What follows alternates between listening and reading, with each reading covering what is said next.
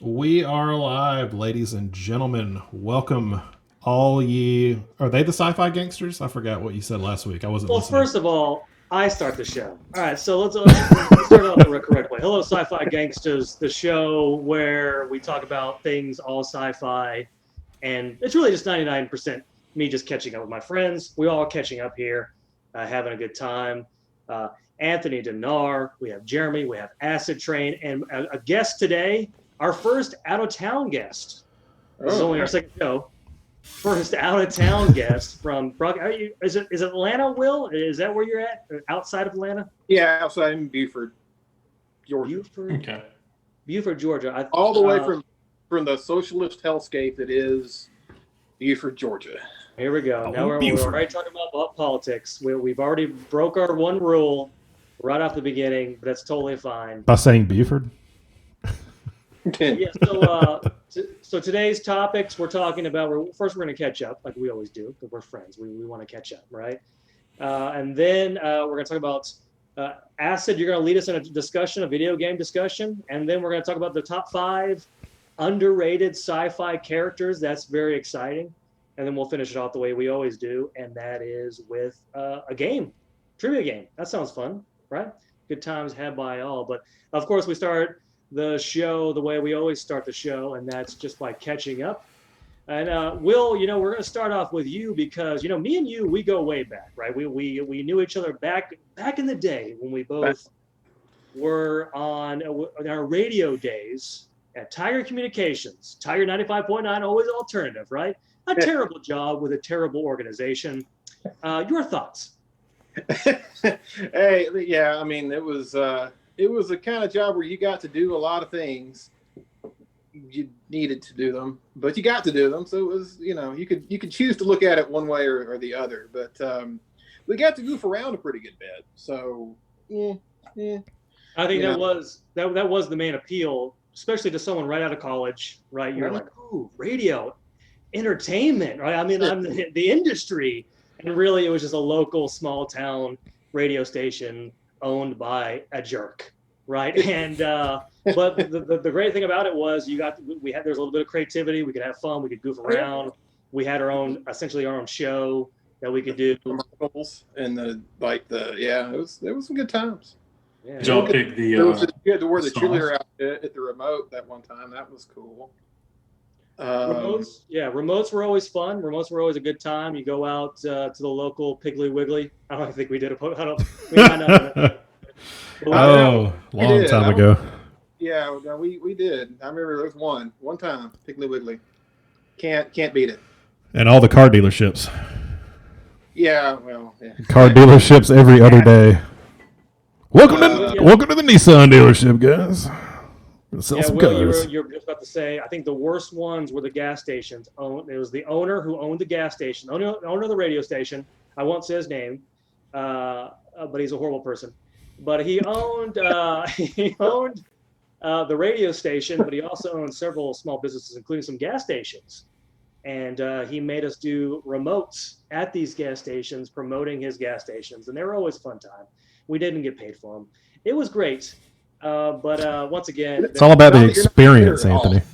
It's all about the experience. that's true. That's true. But Will, it's good to see you again. You look like you're doing well. Do I? You got, Good. I shaved, Oh yeah, kind of. just look at him. It He is. looks like he is doing extremely well. I'm healthy, which I shouldn't joke about in 2020 because a lot of people aren't. So hey, count the blessings. I got a toddler. He may or may not scream and rip a hole in the space-time continuum before the show is over. We'll see. He should be asleep, but that's never guaranteed. So hopefully everything goes by without incident here. But yeah, glad to be here. I'm pumped. Now that would work. That would work with the tradition of the show because our last guest, Claiborne Cox, also had a baby during and was continually crying. So that would be on point if that were to happen. We're keeping up the tradition here. But Will, good to have you. You got an interesting camera angle. It feels almost inappropriate, like we're in a precarious situation. Yeah, I want to introduce an element of danger to the proceedings. Is really what the point is. So yeah, hopefully everybody hangs on. Yeah, I was gonna say you definitely look like you're hiding us from something, and you're about to tell us how we can escape from the Terminator. That's what it kind of looks like right now. We're Exactly. hiding underneath you. I want to do the full boomer thing where I'm like this, but I'm gonna try to keep back here. I'll try to be on more level ground in the future, but this is the situation tonight. Is this hero shot? Right. Exactly. So, Will, let me ask you this. It's well known that I was let go at this radio station. It's probably why I'm so bitter about it. It's well known, very well known. People are talking about it. But yeah, so you stayed on for a little bit after I left. How long did you stay there? Until 2016. So 4 years later, you got a full term in. Afterwards, you were invested. You were ready to move up the chain. What chain are we talking about here? Down to me, really, is how that worked. It was not me going up. The chain just sort of collapsed down to my level. And then we moved to Georgia. So yeah, I just didn't really want to get another job. I think was a big part of that. But like I said, you got to do a lot of things, and a lot of those things were fun enough to make you not notice some of the other things as much. And I came over here like, I'll do radio over here. No, I work in closed captioning now, so I feel like I'm providing a service for people. But it's a whole different thing. A lot of British TV. You learn a lot about countries that aren't your own doing that. All right, so that actually leads me to my last question. I wanted to ask, what you were doing now. You left the radio business, smart move. Although many people are still listening to radio, very popular nowadays in 2020. Everyone loves terrestrial radio. But so you're doing closed captioning. Is that what you said? That's right. I work for a company that provides closed captioning for mostly British TV. The company's based out of London. We do have some in North American work that we do, but it's pretty small. We're trying to kind of break into the market here. But BBC, and then like channels like Channel 4 and Channel 5, which for American audiences, I mean, you probably know what the BBC is. The other ones, you may see that name on your screen at the end of a show that you watch because it's a co-production of that channel and an American channel like HBO or Showtime or somebody. You'll see that quite often. But I know a lot about Brexit. It's not really something I think we're going to talk about here, but if it comes up, I can throw down on Brexit. Not true. Brexit is my one of my top 5 underrated sci-fi characters. So okay, thought that I wanted to talk about that today. Brexit, man. So it's hey, if you want to know where things are in England and Cornwall and County Durham or wherever the hell, then hey, I'm the guy. But maybe we'll save that for another show. All right, Will's ready to move on from that topic.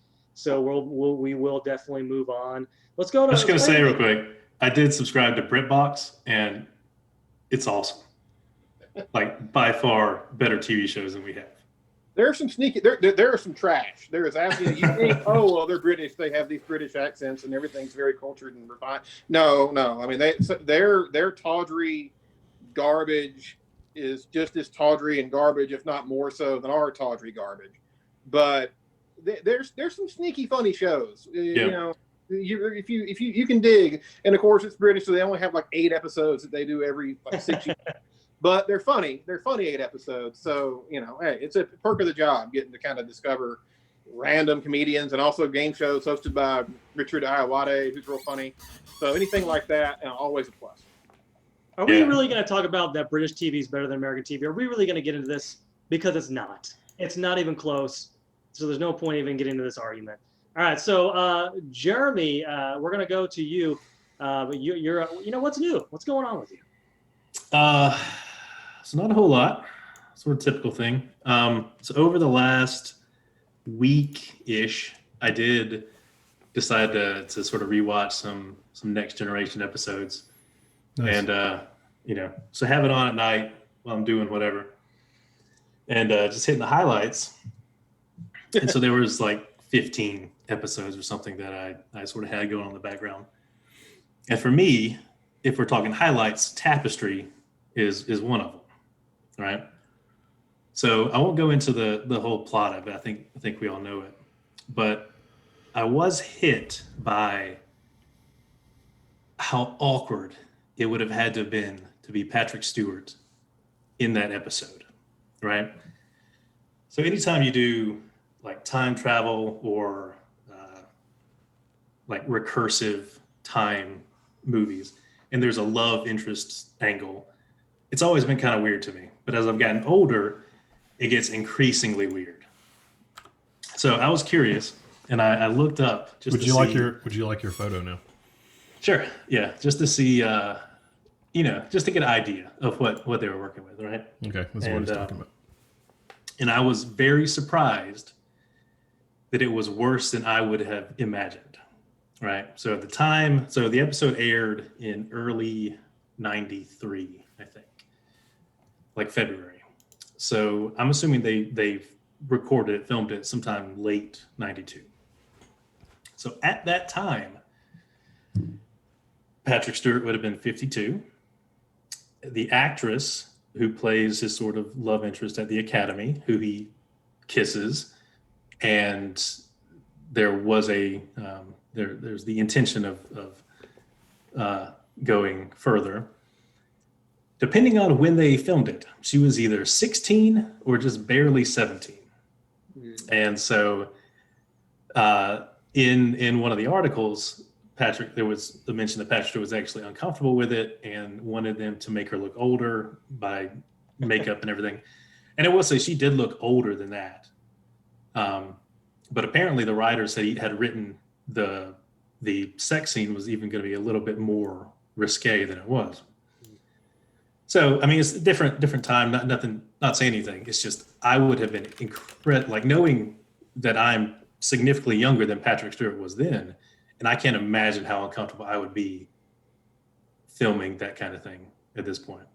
So just to kind of recap what you said, you're saying that Patrick Stewart was around 50 years old. The actor 52. was 50 years old. And the actress who played his love interest, she was actually 16. And you confirmed that? I don't remember you sent me a text. Yeah, so she would have turned 17 in November. Oh, So wow. depends on which side of that they recorded. So obviously, Jeremy's trying to get Star Trek Next Generation canceled.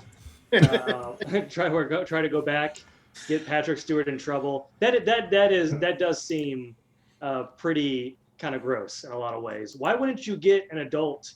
That's the thing. Like, well, I mean, there had to be a plethora of older, like age-appropriate actors that they could have found. Maybe Patrick Stewart asked for someone under 16 years old. Maybe this was one of his demands. He said, "Whenever I have..." Now you're slandering your idol. It's Papa Stewart. I mean, he is married to a much younger woman. Honestly, actually, the age difference between him and his wife would have been about the same. Wow. Maybe this is how he met his wife. He had another episode. He had a love interest. He said, "Make sure she's 16." Make her older than 16, and then they fell in love, and then he made Star Trek Picard, and it was terrible.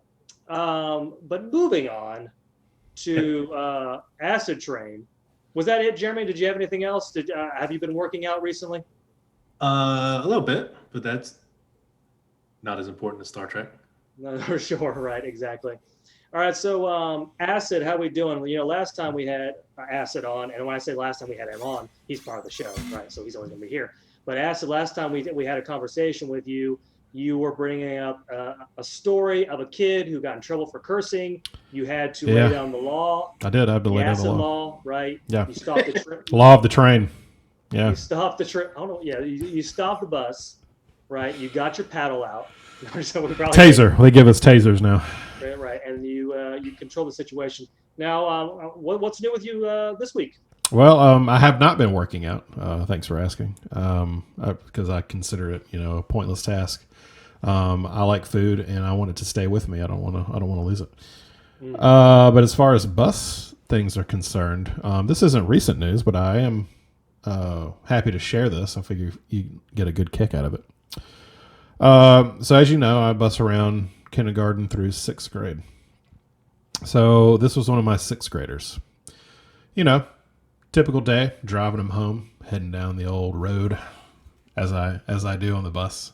You know, as those wheels go round and round. You know. Wait, hold on. Let me ask you one more before you. Yeah, sure. Go ahead. The wheels on the bus. What do they do again? They go round and round. Yeah, absolutely. Okay, I just want to make sure. Yeah. And hold on, follow up question to that. Sure. The driver on the bus. What does he do? He tases the kids with the taser when they misbehave. Okay, I Yeah, just want to make sure that absolutely. we're on the same page. We are. That's the new 2020 version. But anyway, so we're driving down the road, going a little under the speed limit. Kids are goofing off back there, you know, way back in the back. And I see something fly, right? Just goes straight across this way from my vision. Just, I'm like, what was that? I didn't think anything of it. And all the kids are in the back are like, oh gosh. I'm like, okay, well, they hit somebody with a pencil or something, whatever. You know, so I get into the neighborhood, right? Well, there's this car behind me, and it's following me. I'm like, okay, well, it's fine. Maybe they live in the neighborhood. I drop off a couple of kids, you know, there stops. This car is still behind me. I'm like, what is going on? So I finally stop at like almost one of my last stops. Car pulls up behind me. This girl comes running out, like probably college age, maybe a little older, maybe just graduated college, and said, hey, just so you know, a lunchbox has flown outside of the window and hit my car. Oh, okay. Well, that's what that was a little while back. And I went, thank you for letting me know. I'll make sure I take care of it. And sure enough, I knew who did it. You already know, you know. So when they got off the bus, I went, hey, you know, I'm going to have to write this up, right? She said, yeah, no. Am I going to get in trouble? I went, I don't know. That's up to the school. So I wrote it up. Didn't see her for 5 days. Ooh. Yeah, so there you go. Not too exciting, but So you're saying crazy that, things happen. saying Like that that. her parents killed her. Is that the? No, she came back. She did come okay. back. Yeah, she returned 5 days, 1 week later. Yeah. All right. So we're assuming that she was suspended. She was suspended from the bus, but not the school. Oh, interesting. Yeah, Okay, so it's a separate thing. So this will be a day that she'll probably remember for the rest of her life. Like this is Probably the day that her life goes downhill. Maybe. Right now, I've got a couple of them in quarantine, so I don't know. Yeah, I mean, I only have 11 of them, and when one of them gets quarantined, that's like half of them. So now I'm bussing around 6 of them, which is great. So when one of your kids goes astray, do you take the rest of the flock and go get that one kid that goes astray? Nah, just let him go. You just let him go. Yeah, you just cut your losses. Yeah. Right, exactly. Cut the losses. Usually the one that strays away, you don't want them back anyway. So yeah, that one's not. It's not important. Throwing lunch boxes at cars. Don't want that kid. You don't want that No, kid. thank you. Yeah. See you No, later. thank you.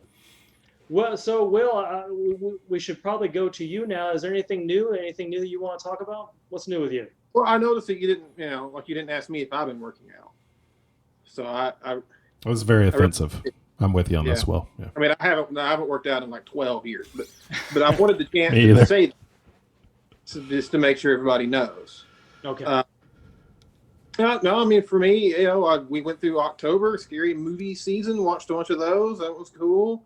Kind of got into some H.P. Lovecraft type stuff more than I maybe have in the past. It's a terrifying world, but it's science fiction-y in a really, really horrific way.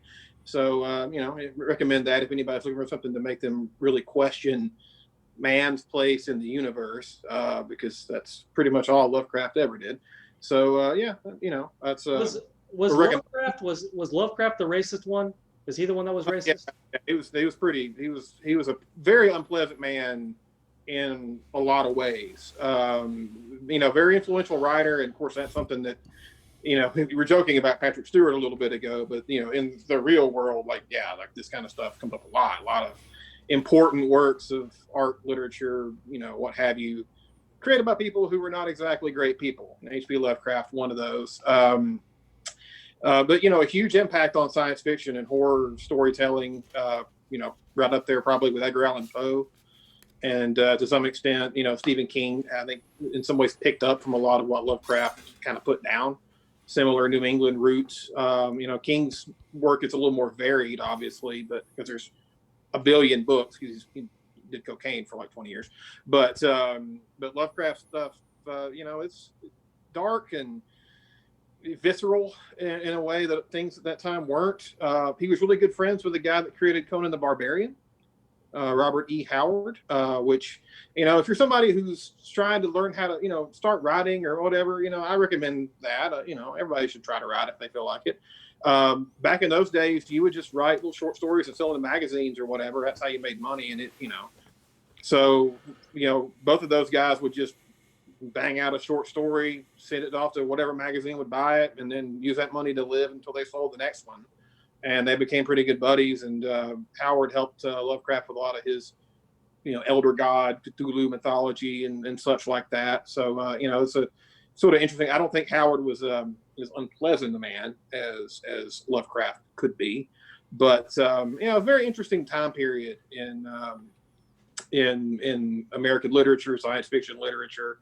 A little bit removed, but not too dissimilar from the world that's shown in the great Deep Space Nine episode Far Beyond the Stars, where they're writers of the science fiction magazine, which is more in the 50s, I think, in that episode. But really those decades, really all the way up until probably the first Star Trek show debuted, that was how a lot of science fiction stories were sort of disseminated out to the people. Ray Bradbury, another person who had a lot of stories like that. So it's always kind of cool to dig back into some of those old foundational influences. And I had a Bradbury thing a couple of years ago, Lovecraft this year. Hopefully the person next year is less racist, but you take what you can get. Well, there you go. Will, you're enjoying some Lovecraft next, Mein Kampf. So I'm glad that you're enjoying, you're reflecting on the classics. But yeah, so great. Where are we at in time? How long have we been doing the? We're 21 minutes in right now. I do want to share one quick story during.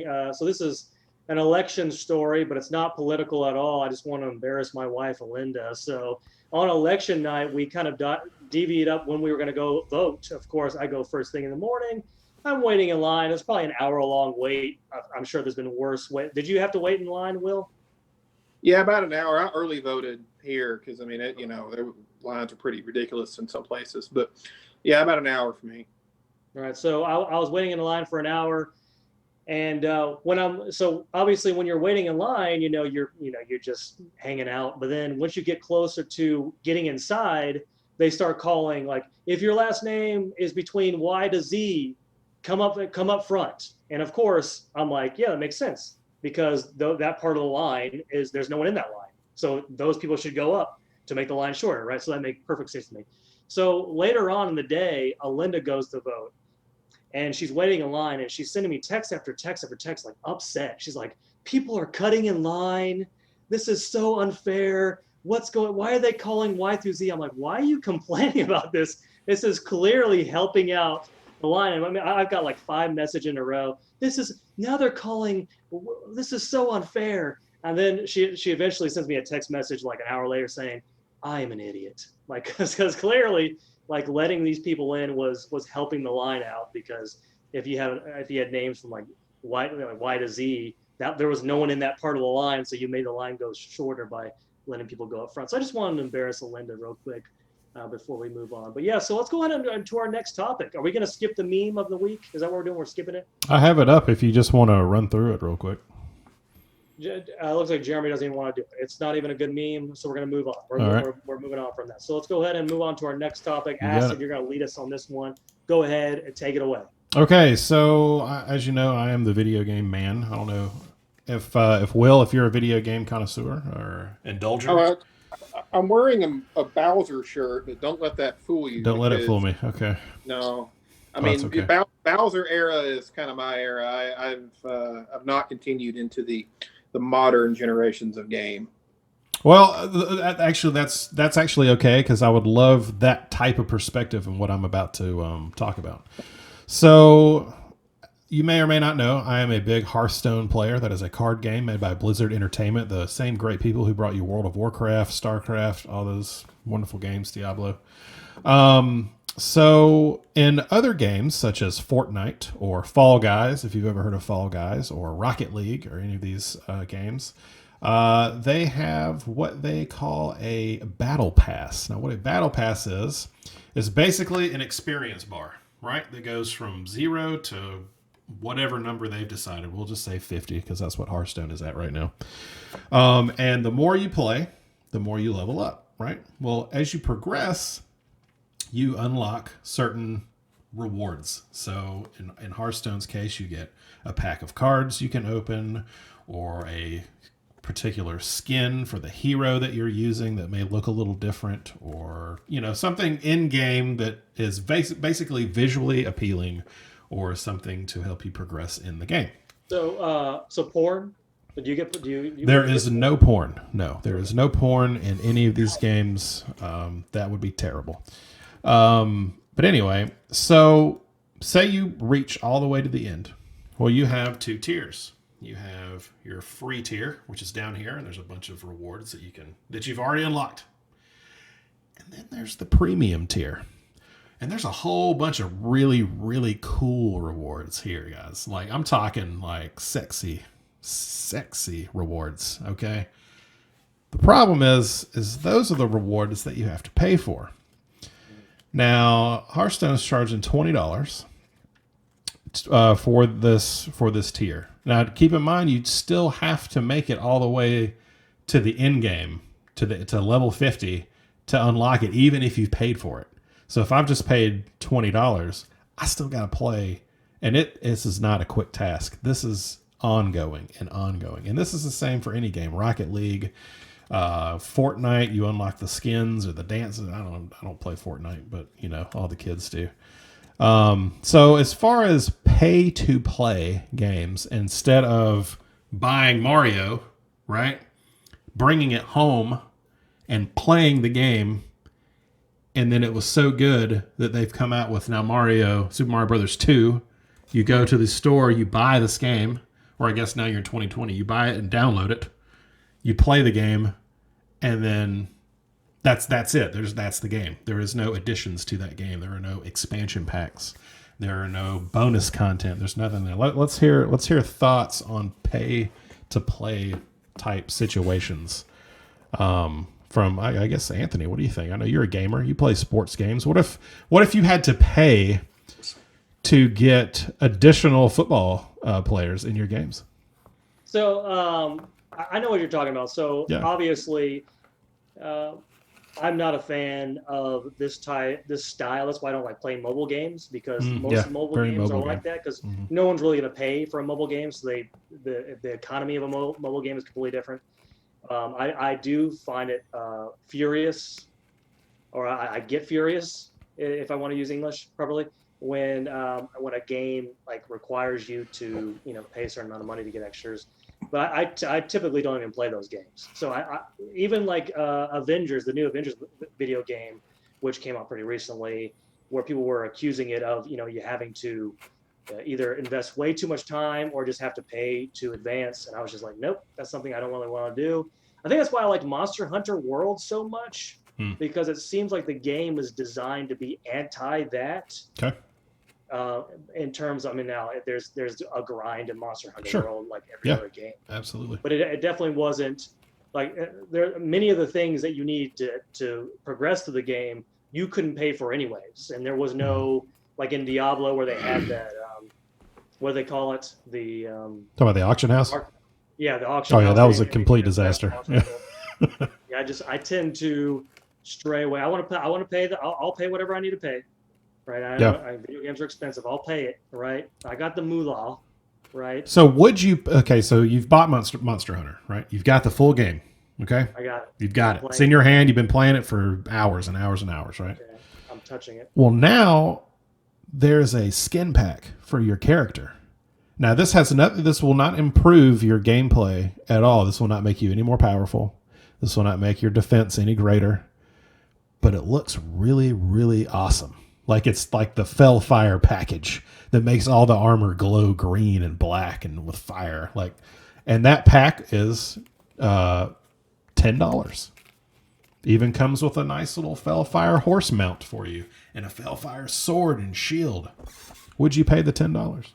No, I would not do it. I'm not interested in that at all. I get why people would be. I will say this though, Marvel had a it was on PC, like so it was like an MMO where you could play all the Marvel characters, and I did pay for a Gambit skin.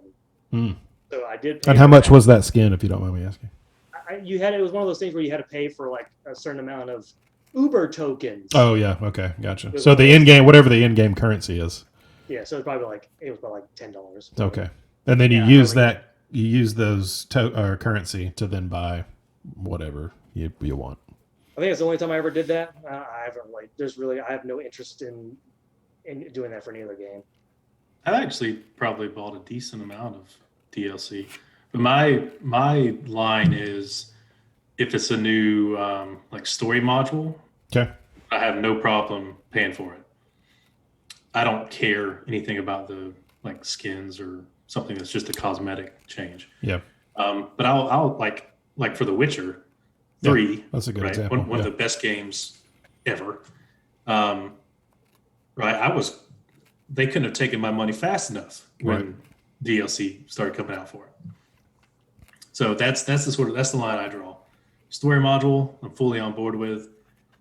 Anything else, I don't have any trouble with it. It's just not for me. What do you think, Will? Well, I mean, I've heard a lot of friends of mine have the same debate that you're bringing up here about the DLCs and such, expansion packs and whatnot. And obviously, I'm a bit of an artifact in gaming terms. So this was something that was just a twinkle in a very capitalist pig's eye back in the when I was playing. I've known Anthony was mentioning Marvel games. I know I have dabbled a little bit in some of the Batman games, the Arkham games, a little bit. Obviously very eclectic series of games, and I know that there's plenty of expansions and things for those. Obviously I'm not somebody who's a hardcore gamer anyway. I could never see myself being interested enough to like you're talking about, where it doesn't even help you win the game. It doesn't help you get stronger in the game if it's a more of a MMO type game. I could never see myself wanting to put down for just something that I think is just for the look. It's kind of how I feel about it. But obviously, a lot of people do feel that way, or else they wouldn't be able to extort the money off of it that they do. And there's a lot of money, let me tell you. But I mean, look, it's a capitalist enterprise for sure. So they're always going to find ways to nickel and dime you. And and honestly, if there's a reason why I didn't really keep up with gaming, it was starting to get that way. As the things exploded 15, 20 years ago, kind of it just was a new thing every year, and I feel like that's kind of still the same way it is now. So it's definitely something that it's a commitment, and it can be a severe one if you're somebody who's just really into collecting all the little bits and pieces. I will say this though: if they ever release any sort of skins for Pong, I'm all in. I'm whatever you need for it to play Pong. No one enjoyed that one. Okay, we'll move on. Well, let's put a bow tie on that one. Speaking of Pong, Adam, have you watched the High Score series on Netflix? Negative. No, you might enjoy it. It's like each episode, it's a mini series, but each episode is sort of a self-contained topic in video game history. Oh, okay. The first one is about the rise of Atari and Pong and whatnot. Oh, nice. I watch a lot of the Angry Video Game Nerd on YouTube. He's funny. He's a funny guy. All right, let's go ahead and move on to our next topic. So our next topic, right, this is probably gonna be our headliner one. This is gonna be our headline topic. This is the top 5 underrated sci-fi characters. We all came up with our top 5. Or Jeremy, Will, and I came up with our top 5, and we'll do it this way. We'll go 5, 5, 5, 4, 4, 4, 3, 3, and we'll go all the way down to 1, explaining why we came up with this order. Acid, do you have those pictures up? Of course, we can't see them, but I will have them ready. Actually, do we have anybody viewing right now? What's our update us on our viewage right now? Is it at 0? It is not at 0. Okay. I'll leave it at that. Okay, it's at 1.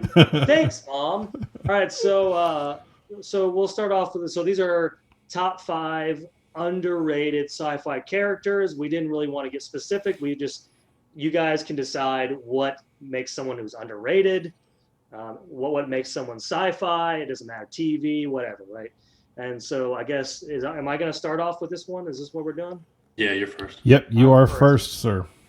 Remind me who my 5th one is. Some dude in a red jacket. That's all I got. Is it Robert Daly? Is that the name of the There character? we go. I think I'm pretty sure it's Robert Daly. Okay, so each one of my 5 people that I put on this list, I actually picked for different reasons. And this one, Robert Daly, is the one that I wanted to pick primarily because I want to talk about how great this episode is. USS McAllister. I will say, let me interrupt you real quick. I will say, make your answers brief, just for time. Okay, well, I got to make it brief. All right, so if we're going through all of these, yeah. What's great about this character is first things first. I think he's a great villain. I wanted to have a villain on this list, and it sort of fills out the criteria. If I got a villain, I got a great episode from Black Mirror. What I enjoyed about this character is the fact that we obviously feel for the character, like we sympathize with the character at first, like we understand that this character is sort of being kind of picked on. He's not getting the respect that he deserves in his company. Like he's partner in the company, but he's kind of treated as kind of below everybody else. And we feel sympathy for that character. And things turn quickly, right? He goes from a sympathetic character to a complete villain. And I think what I enjoyed most about this, if we're going to get deep here, is I love how this sort of represents the whole toxic geek culture that is around right now. This idea that a white male geek who feels like they are being oppressed, feeling like they are being, picked on by the jocks, and then they just deflect that punishment onto everybody else. So you can kind of see how this is sort of like a representation of the toxicity of white male geek culture. If you want to kind of connect it to Gamergate, because obviously this is about, he's a video game developer and he abuses his other coworkers.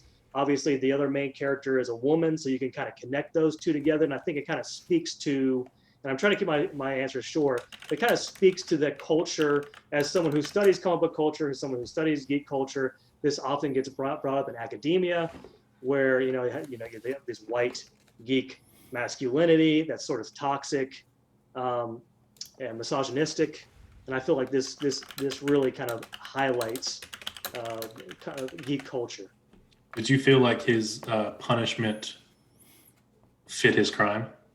Remind me what the punishment was again.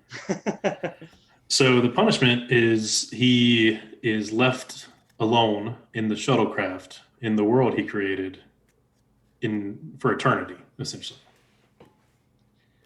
Sure. Yes. Do you feel like it was a little too harsh? As Jeremy, as someone who is a toxic fan and continually posts on Reddit and 4chan, do you feel that do you feel like it was too harsh? I mean, I think so watching the episode, my thing was what he did was so what I remember of the episode, right, was that he basically created this world, right? So he didn't necessarily impact the lives of the other people in reality, right? So his actions had no real world consequences, but his punishment absolutely did. Right. So that was where I felt there was a disconnect. It's like it's an infinite punishment for a finite, crime.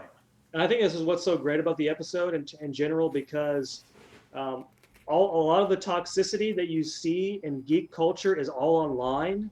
So the obvious defense of it is it's just online. You're just posting this online. This is just the way. I mean, just don't go online. If you don't want to be harassed, just don't go online. So this idea of there's no real world consequences. I'm not physically abusing somebody. I'm not physically hitting somebody. I'm just abusing them. I'm harassing them online. So it sort of connects in that way too.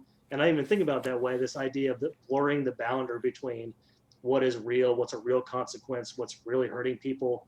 And obviously I think that episode, we can kind of talk even more in detail about that episode and how that kind of blurs the line between what is a real human being or not, right? Are these really human beings?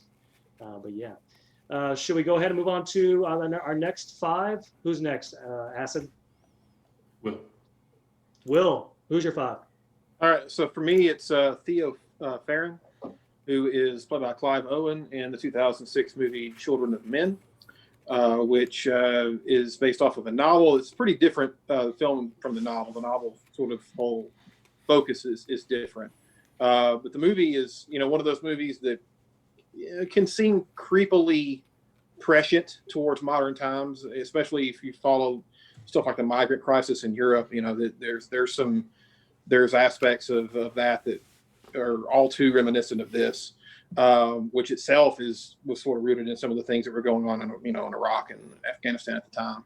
So it's not a big film by any stretch, but it is a movie with a hopeful message. And Clive Owen, an actor who I always felt like never quite found that role. He seemed like he was yay close to being James Bond, and they picked Daniel Craig instead. And he was always sort of circling big roles and never quite got them. And maybe he didn't want them, arguably too. There's a lot of pressure that goes with those. But great here is a extremely reluctant hero. And we always think about in our classic call to adventure stories about your Luke Skywalkers who are hoping to go find adventure, and become this great hero. And that's not really the case with this guy. He was idealistic in his past, and then just got beaten down by was a pretty relentlessly grim reality that him and the other characters are living in, and then has to sort of gin up this courage that he had lost and drop a level of cynicism that he had gained over the years. And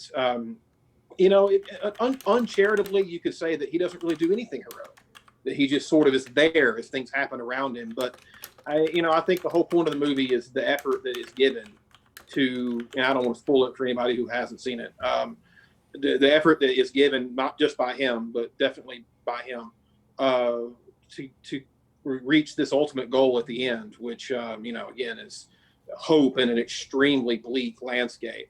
And then, of course, the director, Alfonso Cuarón, is one of the finest filmmakers working. He made, I'm not a huge Harry Potter fan, but he made my favorite of the series, which is the third one, The Prisoner of Azkaban.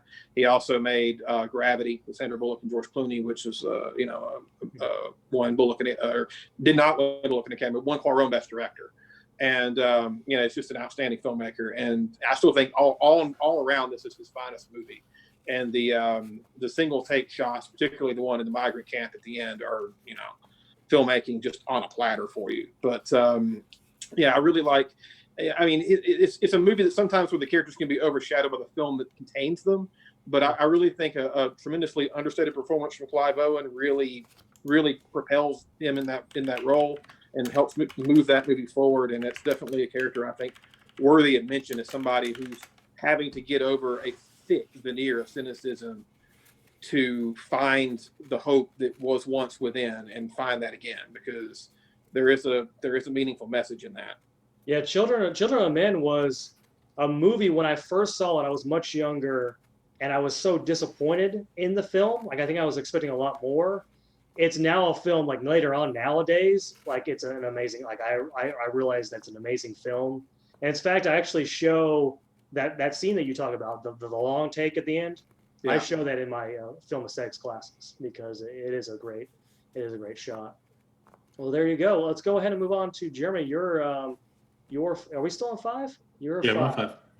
Yeah, we have 3 minutes left. All right, so my number 5 is Guinan from Star Trek: The Next Generation.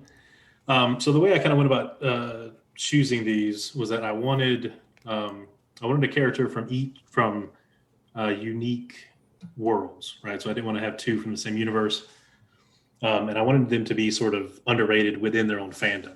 That's what I thought. All right, so Guinan, she's an Elorian. Essentially, she is a bartender, a civilian bartender on the Enterprise, right? Who listens, by the way? What's that? I said who listens, by the way. Yes, they are a species of listeners.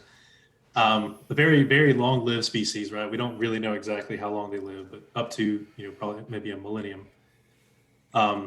but she's the bartender, right? But she's also a confidant and an advisor to Picard, right? So she has a very special role for the captain of Starfleet's flagship, which is interesting for a civilian bartender. We know when her species was their planet was destroyed by the Borg, or was assimilated by the Borg, and so that's how she got caught in the rift that we see in Generations, right? Part of her stays in the rift, right? And that part helps guide Picard back out, and the fact that part of her lives atemporally also gives her the sort of power, the intuition that she has, which plays into a couple episodes. But the most interesting thing to me about Guinan was sort of her history with Q.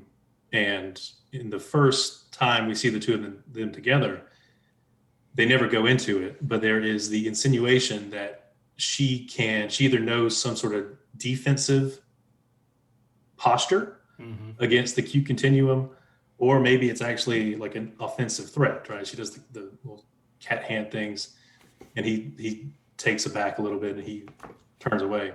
So the fact that she, or Elorians in general, would have knowledge and the ability to to intimidate a little bit the Q continuum is really saying something, considering how powerful they are. So that's pretty much it. That's why she's number 5.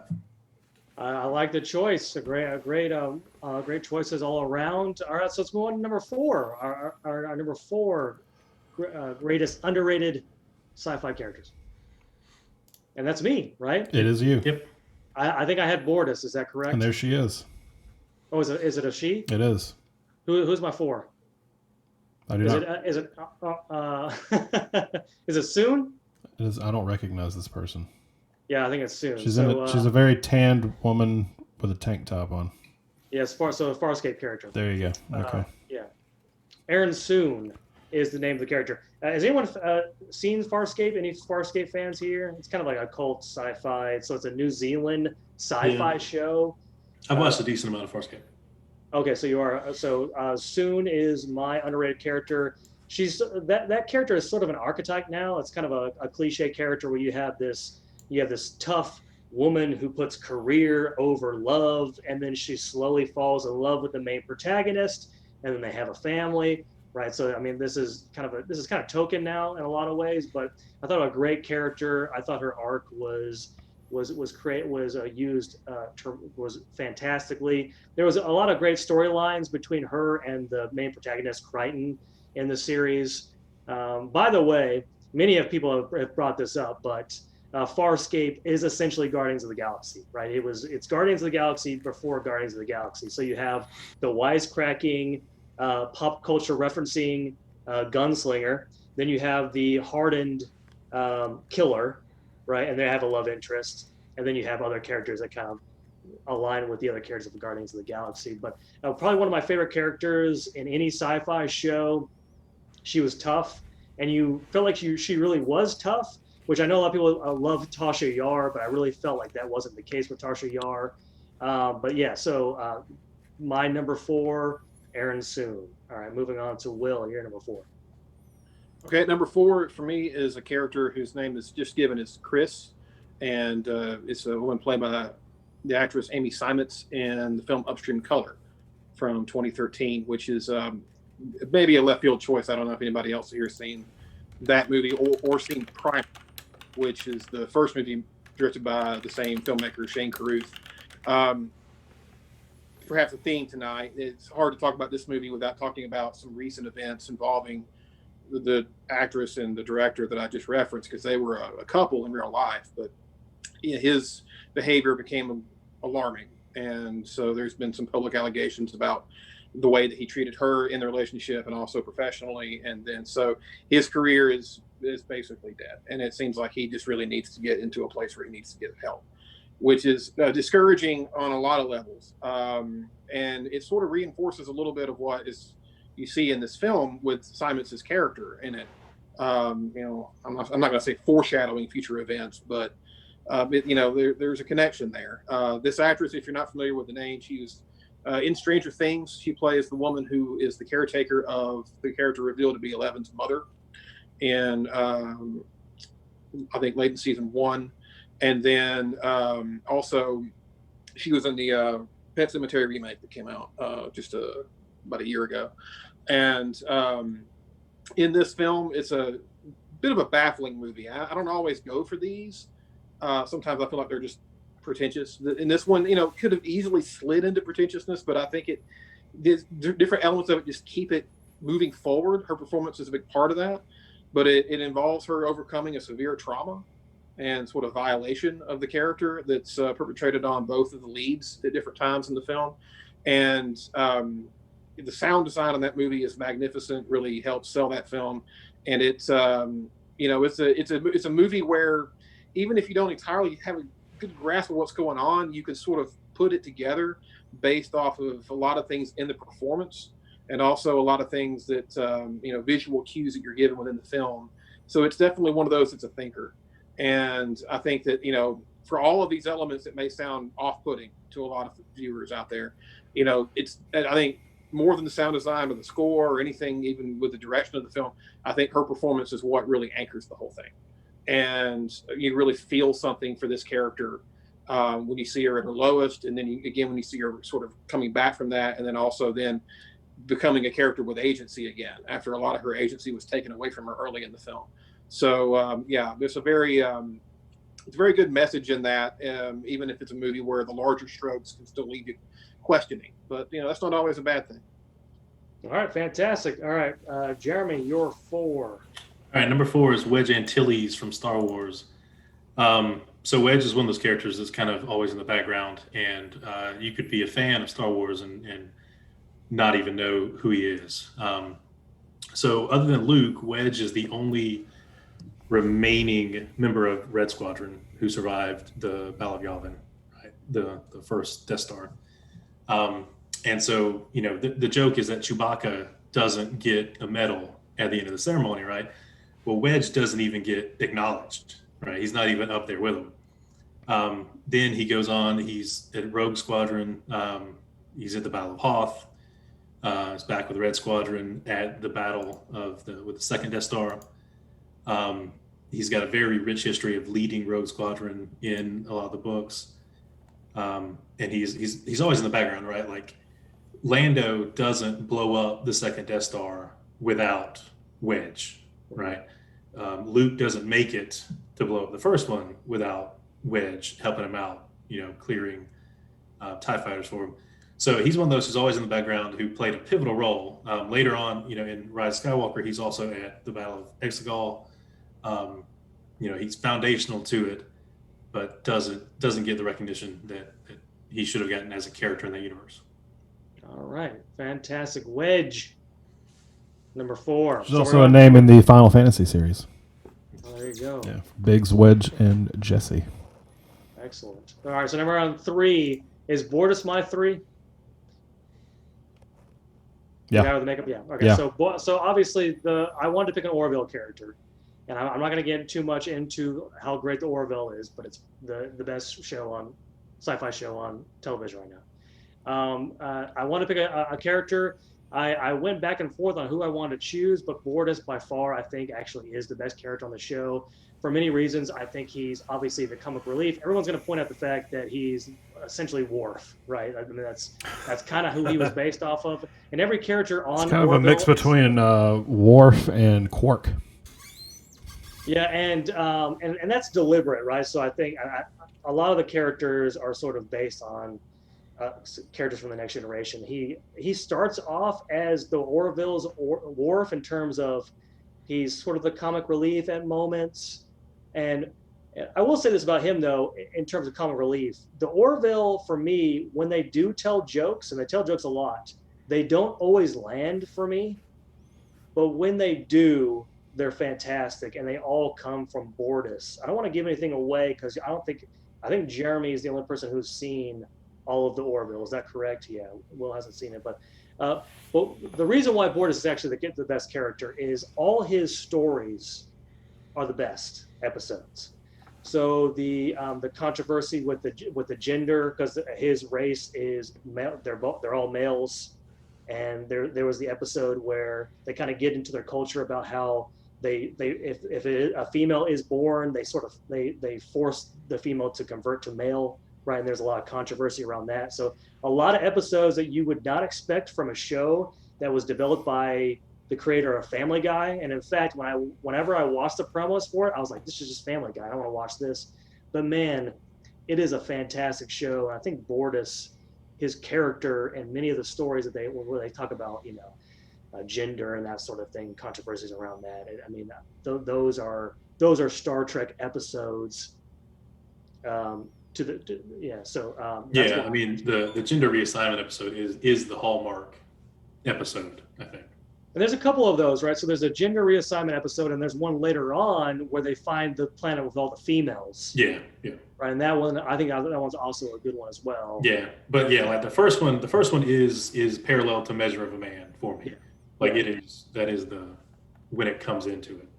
And I don't think we're exaggerating when we're saying we're comparing it to Measure of a Man, because I think it's just as good. So yeah, there you go. There's my Orville spiel. Will, you're number 3. All right, going to comic books here, but science fiction portion of the comic book world, and the character Brainiac, who is a major villain for Superman in DC Comics. One of those villains who, because they created these characters back in like the 40s, 50s, 60s, didn't really have a plan for it. He's way more powerful than like most of the villains like the Justice League faces. But because he was created to be a Superman villain, they always just kind of keep him and Superman fighting. Because they've been so focused on Lex Luthor over the years, and because most Superman movies were made back before they really had the technology to make Brainiac look good at all, you haven't seen him in a movie yet. He's popped up in a couple of shows, Krypton, which I didn't watch. I've heard mixed things about, but he's in that. And then he was in Smallville, and somewhat humorously to me, played by the same guy that played Spike on Buffy the Vampire. You would think eventually we'll see him in a movie. DC's had a bad habit of having Marvel beat them to the punch in movies and things that DC may have gotten to first in comics. So like Ultron probably feels a little Brainiac-y as a movie character, just like they got Thanos out before Darkseid, and now Darkseid's coming out in a streaming online special feature DVD thing, which is really stupid for them to do. Thor and Loki is basically Aquaman and Ocean Master, and they got that out first. So, we've seen these things happen repeatedly, and we haven't even got to Brainiac yet. But, a very interesting character because of what he represents to Superman. Lex Luthor is always sort of the earthbound enemy of Superman. When you think about Superman, it's the last son of Krypton, and he's an alien on Earth, and Luthor is sort of humanity's xenophobia writ large.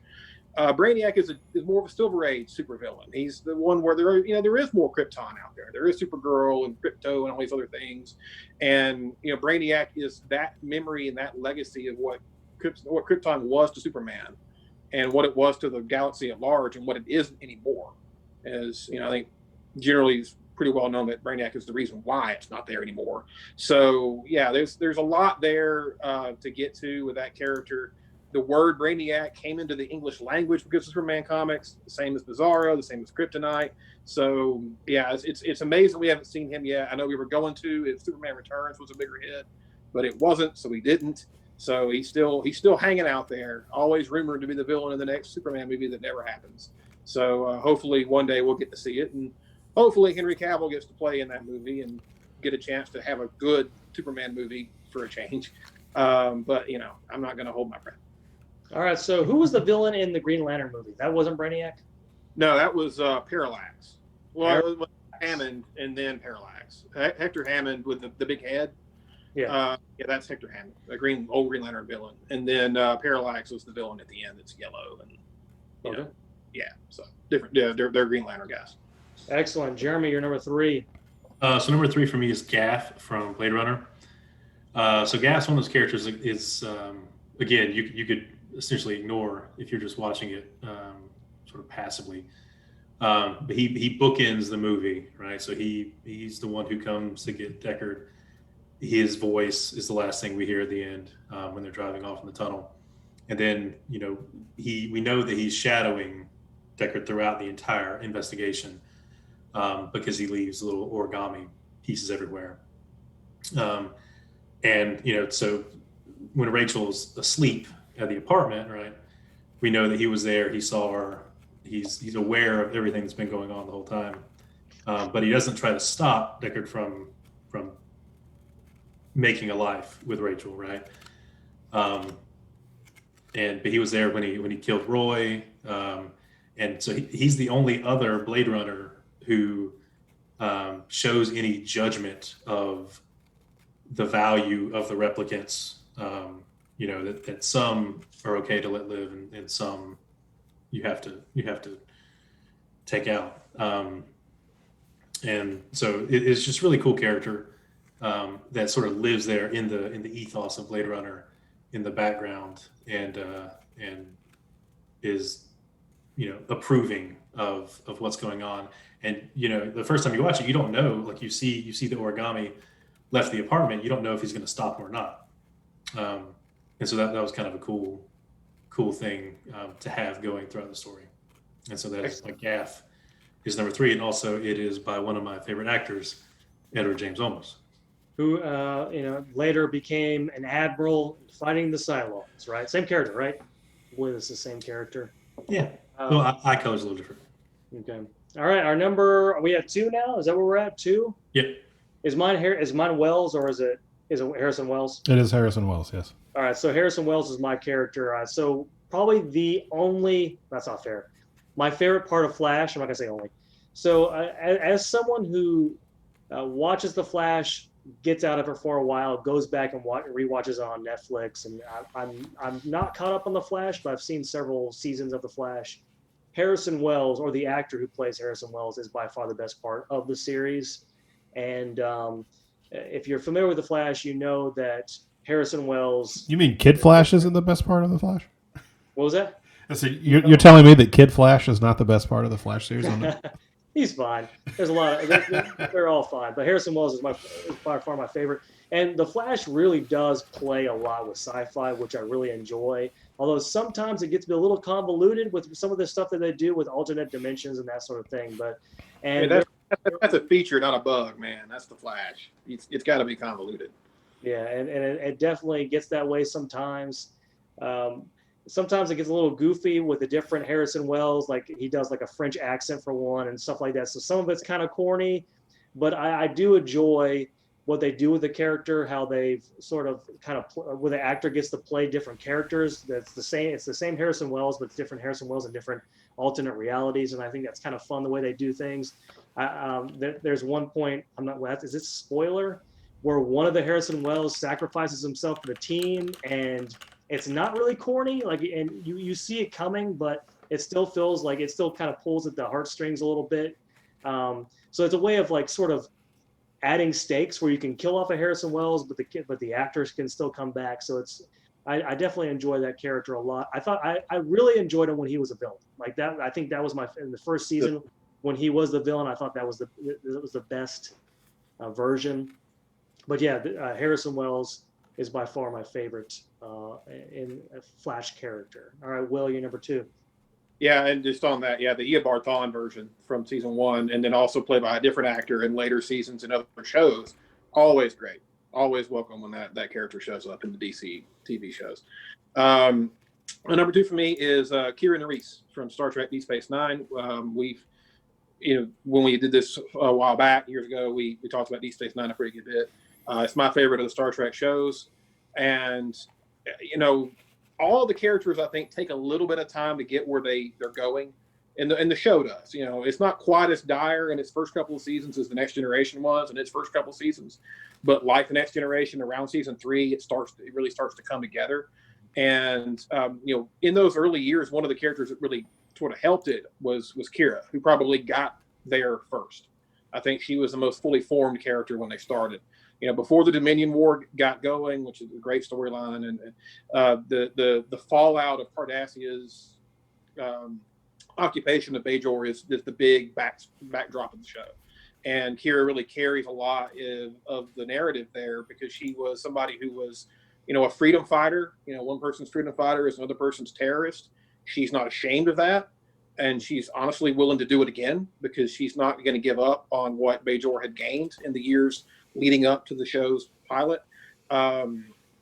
Most of the good early episodes focus on that, like Duet, which is probably the first great episode of the show in season 1.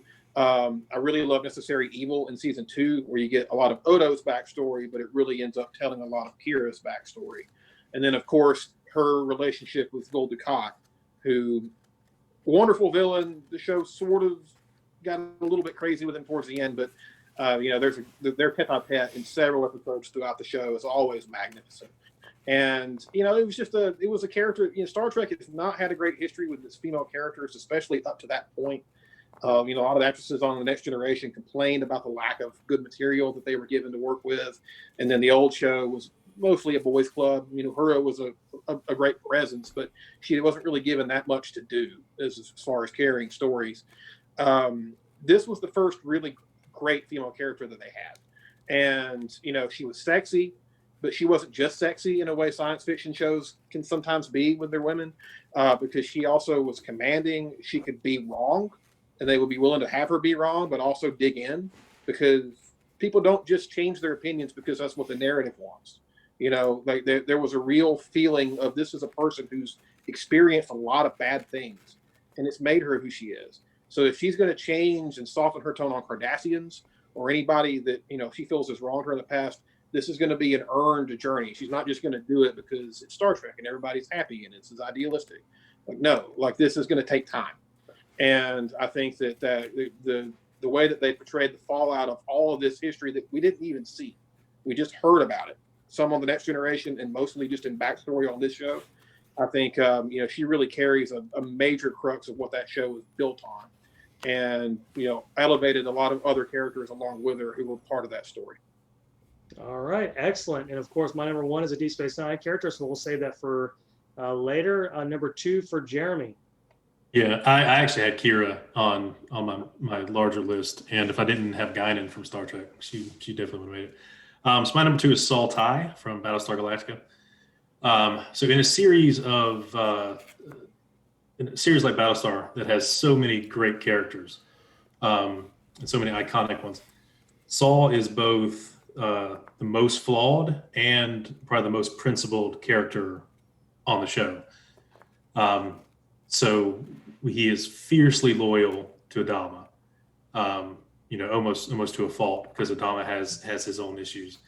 And we see, sort of what happens when his desire to get the right thing done no matter what, but it's not tempered by Adama, right? We see the consequences of that when he actually takes command there for a little while in the beginning of season 2. He's so devoted to his mission, and everything that, right? In the beginning, he thinks his wife is dead, right?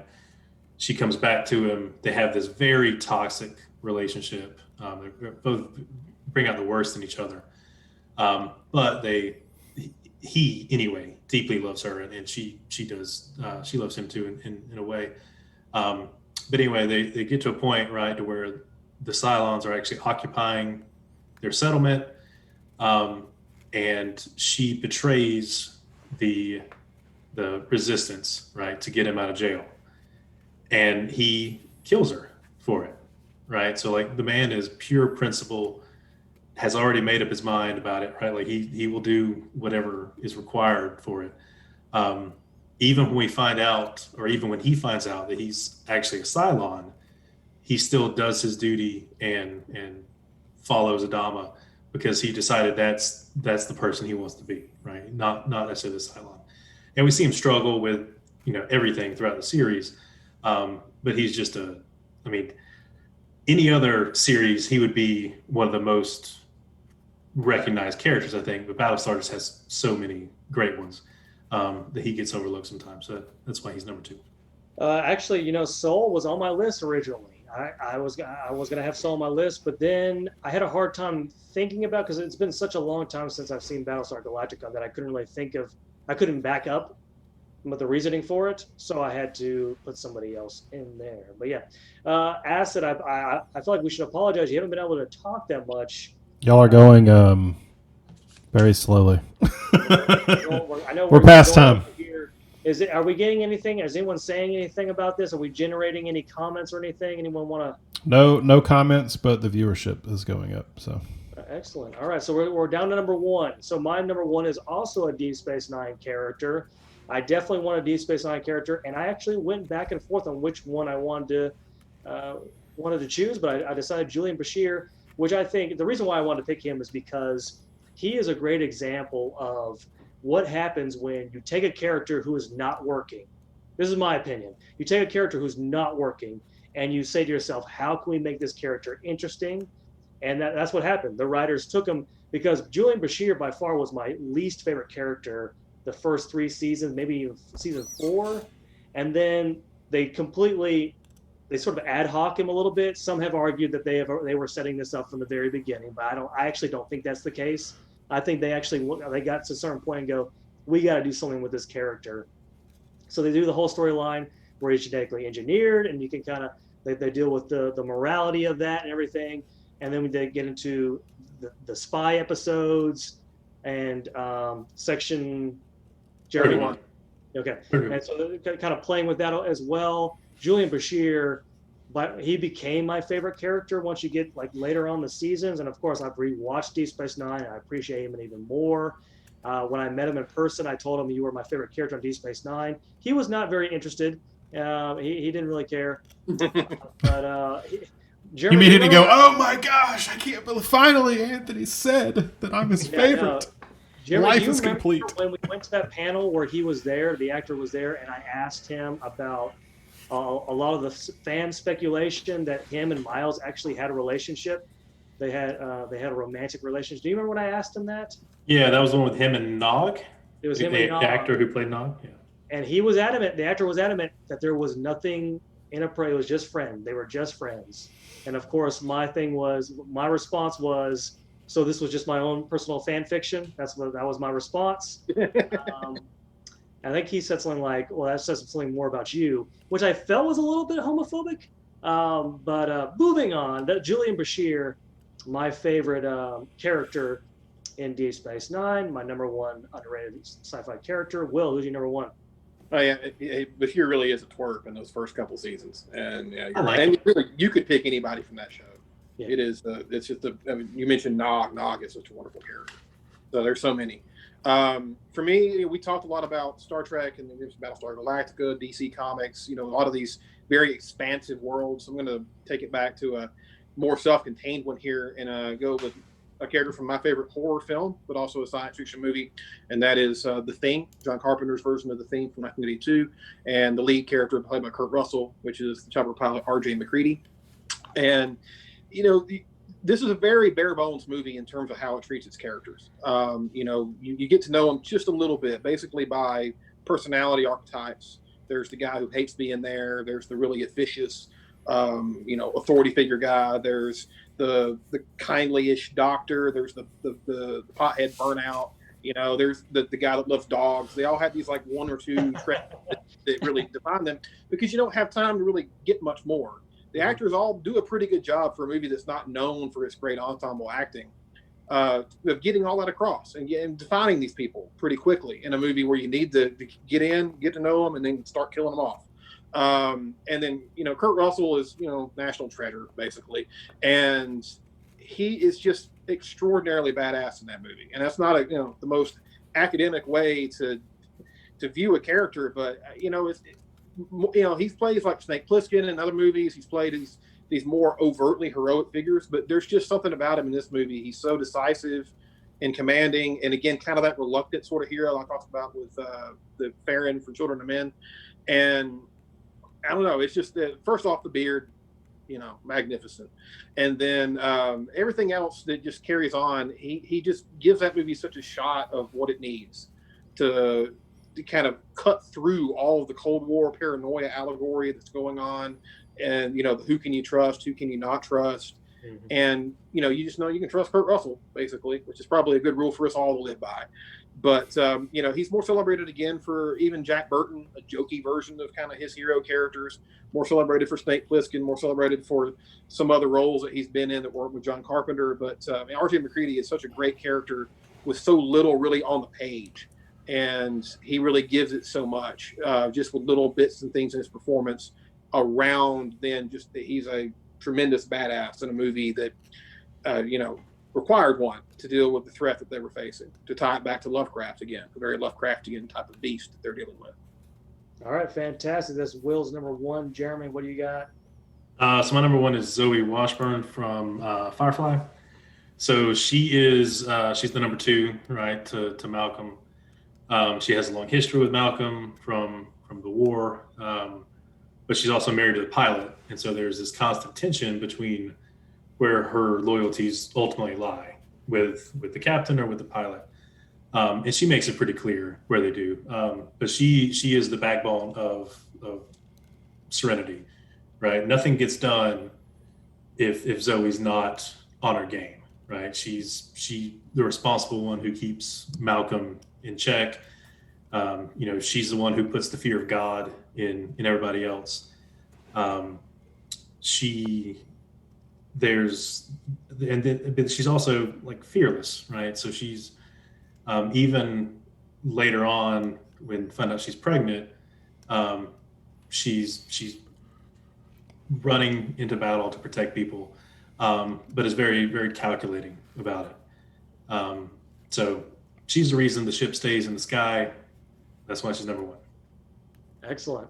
I think that was a good top 5 list from all of us. I will say this: I'm pretty proud of us. We all had women in our lists, and I think that's a great job by us. Great job, white guys. We're smashing the patriarchy. Yeah. We're doing it. We're doing one list at a time. Suck it. All right, so Acid, it's time for trivia. It is. We do have a few questions here. It's going to go pretty much like it did last week. You'll have 1 minute. Go ahead and get some paper or pen, Word document, whatever you want to use to put your answers down. I've got 5 here. We'll see how it goes. See how the first one goes. Some of these can be short. Some of these might be a little more lengthy. But either way, you've got 60 seconds. Let me grab my timer real quick. Right. I'm excited. So this is what's going to happen. Can see it. It's going to be me losing to Jeremy and Will. That's what's going to be. This is what this is going to be. This is a whole new game, right? We don't know these topics. Yes. No, and they're all random topics as well. Like they're, as far as topics go, I guess. Hang on. Let me figure out somewhere to put this timer. Okay. I'm caught up on The Mandalorian, Jeremy. I'm happy with it. I'm happy with all 3 episodes. Will, have you seen Mandalorian? I haven't watched episode 3 yet. Yeah, I haven't watched the 3rd one yet. I've seen the first 2. So this is what happened. All right, so begin the episode. Does anybody get melted? Because that was a thing. Mm-hmm. All right. Okay, so all right, got my timer up. We're good to go. So 60 seconds. Let's start with an easy one. Just it's real quick, real easy. At least it better be easy. Let me get back to it again. There it is. All right, so name the U.S. federal holidays in order. Oh. Go. Oh, okay. From January? Yes, from January. This is not what I was expecting. Me neither. Name the U.S. federal holidays in order.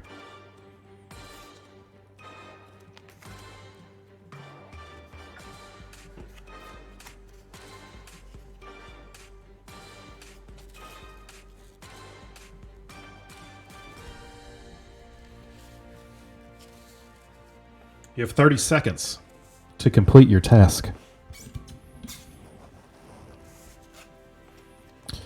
If you have forgotten the question, it is name the U.S. federal holidays in order. You can see the vein in Anthony's head popping out. He's very confused. He's like, is Valentine's Day in there? I'm not sure.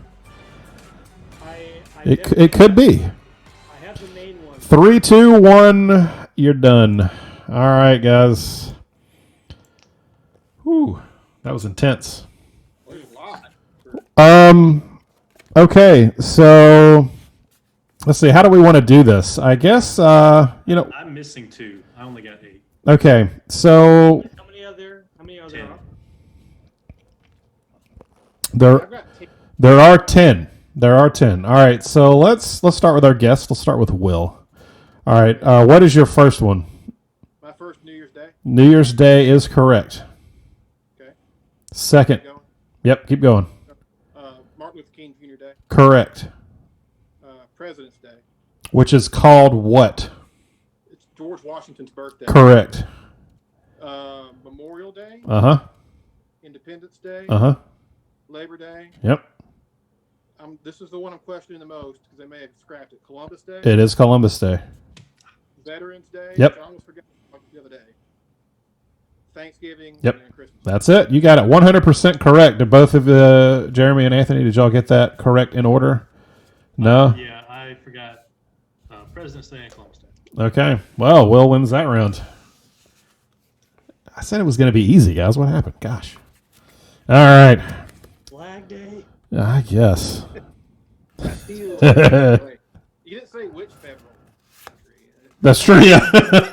I did not. Scott Fox Day. Could have been anything. All right. Let me get my timer back up.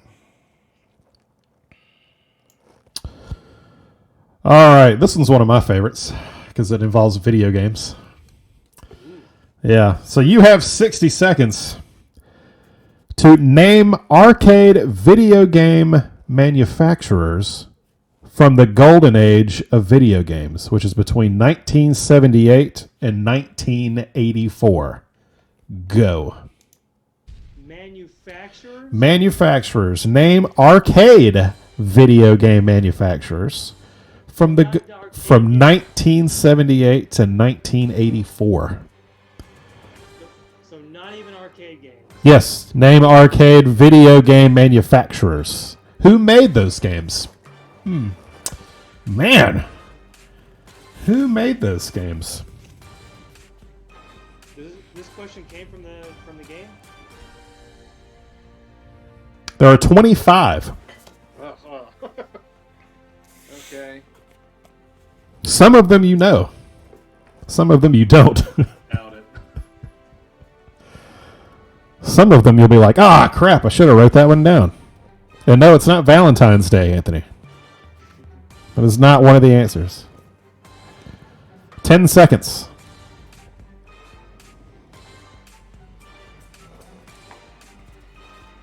3, 2, 1. All right. There we go. All right, Jeremy, we'll start with you. How many do you have, first off? Atari and Konami. Okay, both are correct. Oh, nice. Both are correct. So you got 2.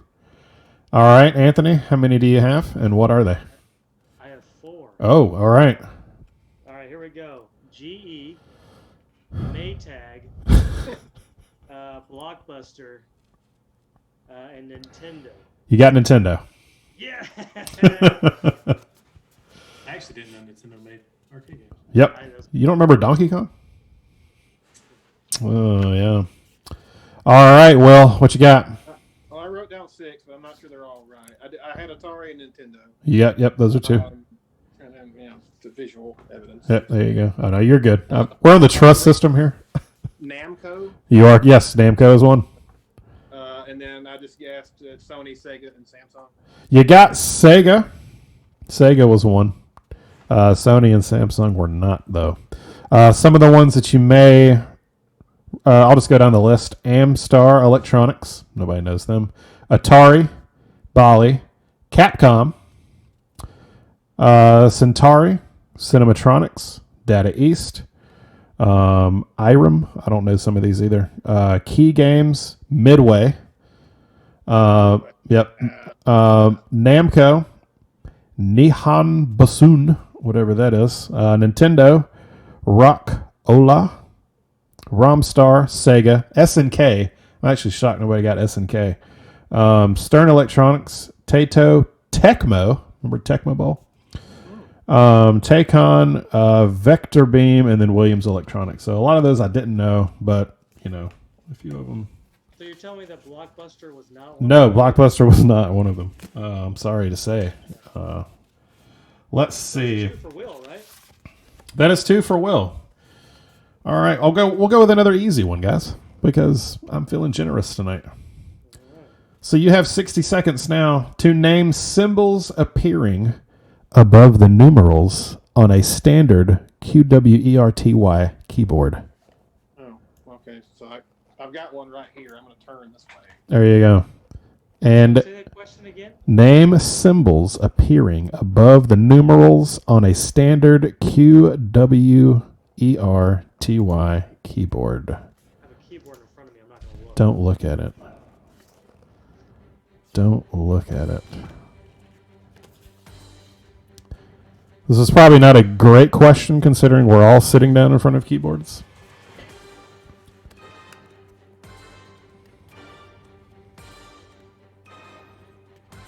Many of them have 2 on there too, right? I mean, you're talking about the special functions, right, Adam? It just says name symbols appearing above the numerals. Okay. So when you hit shift. So when you hit shift, what's on your 1? What's on your 2? What's on your 3? All the way to Y. Q through Y. But this is just for the numerals. Right.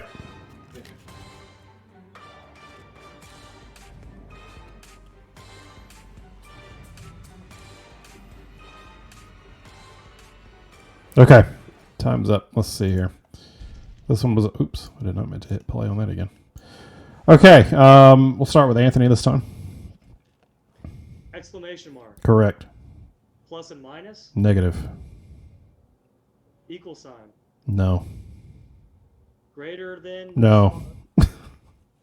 You're on the wrong side, I believe. Dash. No. Okay. Just What you're about the underscore? no. Okay. All right. Will, what you got? Okay, I got the exclamation point. That is and correct. I've got the pound sign for the hashtag. Oh yes. Hashtag yes. Sorry. The ampersand. The Yep. The at symbol. Yep. The caret. Yes. Mm-hmm. And the asterisk. Okay. And that's all. All right, Jeremy. Yeah, we can just skip B.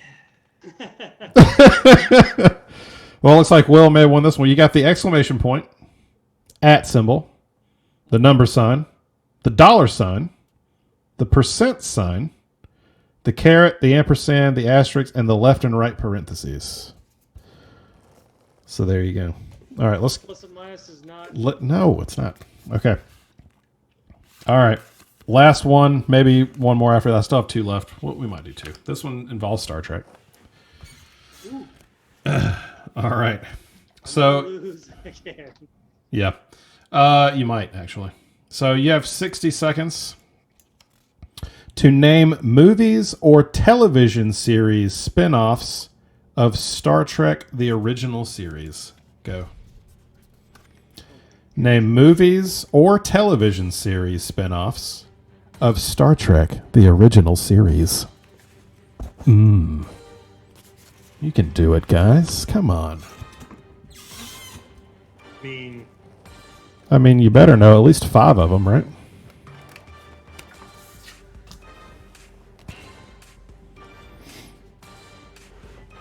Come on, hurry up. 33 seconds to go.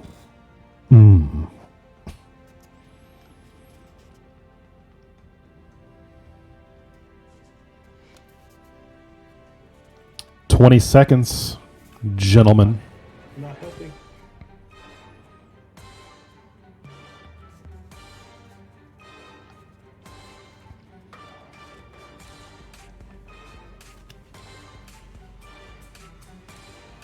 Three, 2, and 1. You're done. You're done. All right, Will. How many do you have? How many? Or do you have written down? I mean, I can name them all. I only wrote down 4, 6, 7, 10, 13. I wrote down 16. Okay. I have 17.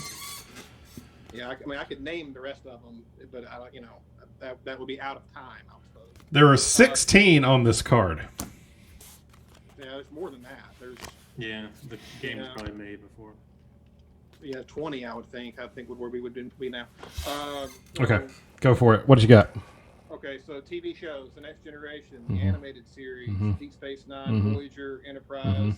and then the ones that probably aren't going to be there are Discovery and Picard. Correct. Yeah, those are not on there. So yeah. And then And the new animated one. Yeah, and Below Decks is not on here either. Little Deck. Yeah.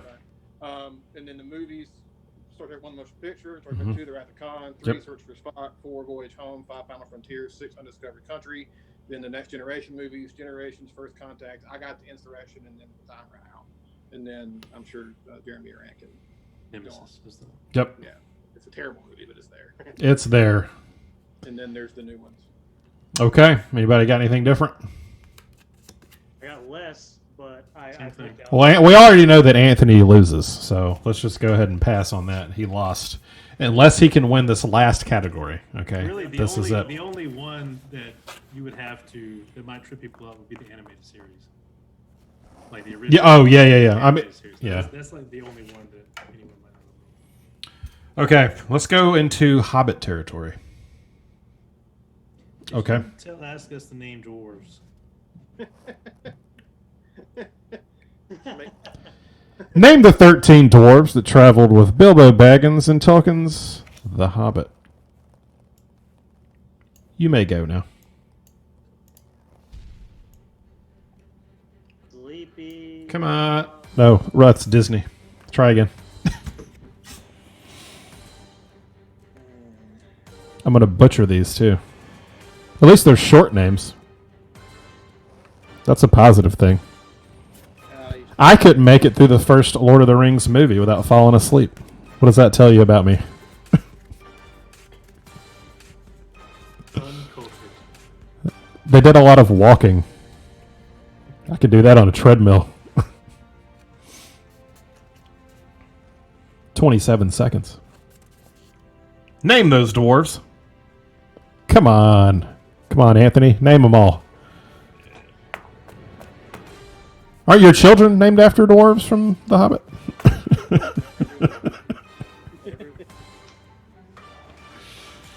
All 13 of them? All right. 3, 2, and 1. How'd we do, guys? Let's start with Jeremy. He looked really confused I have and hated. You have 4. What are your 4? Bilfer, Bomber, Thorin, and Keeley. Okay. Yeah, they're right. Will, what you got? I just got 3 because I couldn't remember the random noises that they rhyme like half of them. Thorin, Broken Shield is the main guy. Yep. And then Oin and Gloin. Yes. The only 2 I remember. Okay. And then so I'm sure there's other Oins, or a few more Oins in there. I'm sure. But. And then Anthony, name all your children, please. Tyrion, Sleepy, Willow. So close. It's a little bit. It is a little bit, actually. All right. So you have Thorin, you have Bilfer, you have Bofer, you have Bomber, you have Balin and Dwalin, Oin and Gloin, Kili and Philly, Ori, Dory, and Nori. Who knew? Will wins. Congratulations. He wins all. The check for $10 million is in the mail, and it will be there sometime. I don't know. It'll be there eventually. I'll be waiting for it. It'll be there eventually. It might be expired by the time you get it, but you'll get it nonetheless. All right, so let's go ahead and wrap this up. So we wanted to just be an hour, and we went over 30 minutes, but that's totally fine. We're having fun here. It's always a good time. But that's it. That's the show. Thank you, everybody. Thank you, Will, for being our second guest of Sci Fi Gangsters. It'll be great to have you back sometime. I hope you enjoyed your time. I did enjoy my time. Excellent. Enjoy. Excellent. Anthony Denar, Jeremy. Acid Train. Thank you, Will. That's it. Goodbye. If you want to like go down like an elevator, just yeah, there you go. Okay, we're done.